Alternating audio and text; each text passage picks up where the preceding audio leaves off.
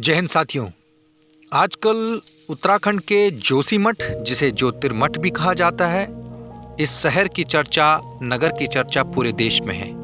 इस बार ये चर्चा यहाँ की खूबसूरती के लिए, यहाँ के पास बसे औली के लिए या बद्रीनाथ धाम के रास्ते को लेकर नहीं, अपितु जोशीमठ के बर्बाद होते हुए उन तस्वीरों को लेकर चर्चा है। जोशीमठ कैसे आज धंस रहा है, डूब रहा है और बर्बादी के कगार पर खड़ा है। आज इस देश में इस जोशीमठ की चर्चा हो रही है। आदि गुरु शंकराचार्य जी की तपस्थली, जिसे ज्योतिर्मठ कहते हैं, अब इसे जोशीमठ के नाम से जाना जाता है। 8वीं शताब्दी में आदि गुरु शंकराचार्य जी ने यहाँ पे नरसिंह मंदिर की स्थापना की थी। ये देश ही नहीं, विदेश में भी हमारे हिंदू श्रद्धालुओं का आस्था का केंद्र है।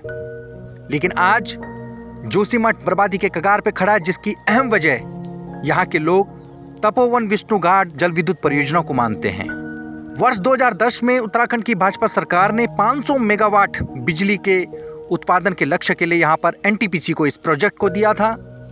इस प्रोजेक्ट में लगभग 12 किलोमीटर के आसपास टनल का निर्माण किया जाना था।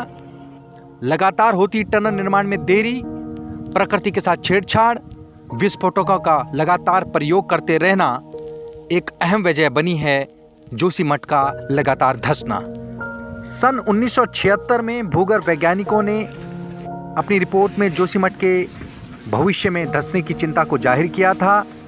साथ ही 90 के दशक में भी वैज्ञानिकों ने यहाँ पर किसी भी मशीन की हलचल या सुरंग के निर्माण पर चिंता व्यक्त की थी।